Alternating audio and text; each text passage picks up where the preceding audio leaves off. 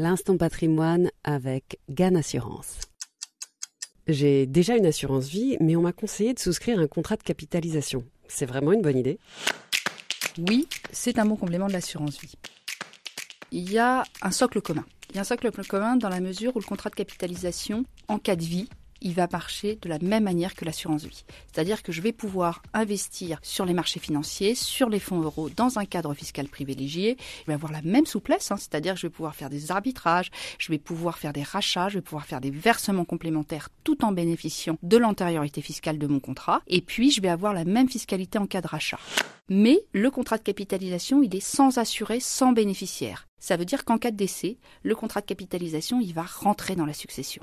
Et c'est la raison pour laquelle on va aller le chercher, notamment quand on va aller travailler sur des stratégies transmissives complémentaires à l'assurance vie. Et ça, dans deux cas. Le premier cas, c'est lorsque j'ai fait le plein des abattements. Mes bénéficiaires profiteront déjà pleinement de la fiscalité de l'assurance vie. Et dans un autre cas, c'est lorsque je souhaite transmettre auprès de mes petits-enfants. Alors le premier cas, ça va être effectivement la donation au profit de mes enfants. Je vais pouvoir donner le contrat de capitalisation, ce qui fait que je vais aller le chercher, notamment quand je vais vouloir utiliser les abattements qui existent en matière de transmission à titre gratuit. Ces abattements, ils sont de 100 000 €, ils se régénèrent tous les 15 ans. Alors ce qui est bien, c'est que ce contrat de capitalisation, je peux le donner en pleine propriété, mais également en nue propriété. On a déjà eu l'occasion, lors d'un podcast précédent, de vous présenter les avantages de la donation en nue propriété, donc je vous invite à vous y reporter. Le fait de donner en nue propriété, juste pour mémoire, ça permettra de coupler optimisation de la transmission du patrimoine, puisque ce sera limité, la taxation sera limitée à la valeur de la nue propriété, qui va dépendre de mon âge, et puis préservation du revenu, puisque en tant qu'usufruitier, je vais conserver le revenu. Et ça peut être intéressant quand je cherche à obtenir des revenus complémentaires réguliers. On a beaucoup de dispositifs pour inciter la donation transgénérationnelle. Pourquoi ? Parce qu'on hérite de plus en plus vieux et l'idée c'est de permettre finalement de passer directement aux petits-enfants. Les grands-parents peuvent donner aux petits-enfants 31 865 €. Et attention, cet abattement il n'existe qu'en cas de donation. C'est-à-dire qu'on ne pourra pas les chercher en matière de succession. Donc le contrat de capitalisation, mon grand-parent va pouvoir le souscrire.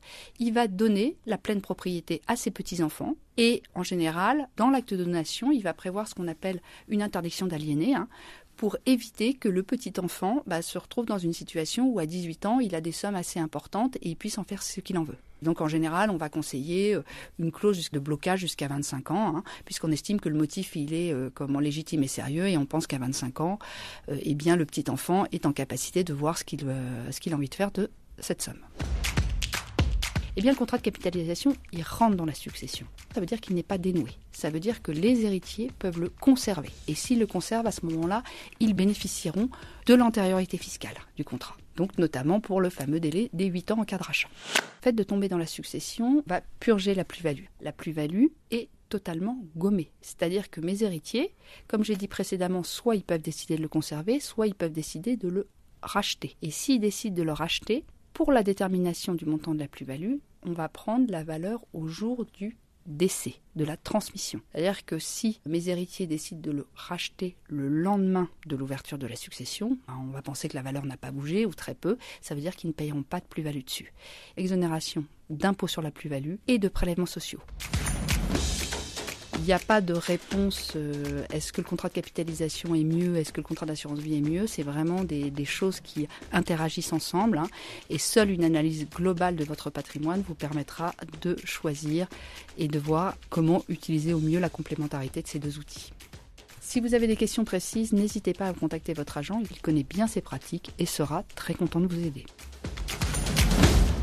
Merci à Anne-Lise Charrier-Marsène, responsable gestion de patrimoine et ingénierie patrimoniale chez Groupama GAN Vie, d'avoir répondu à la question.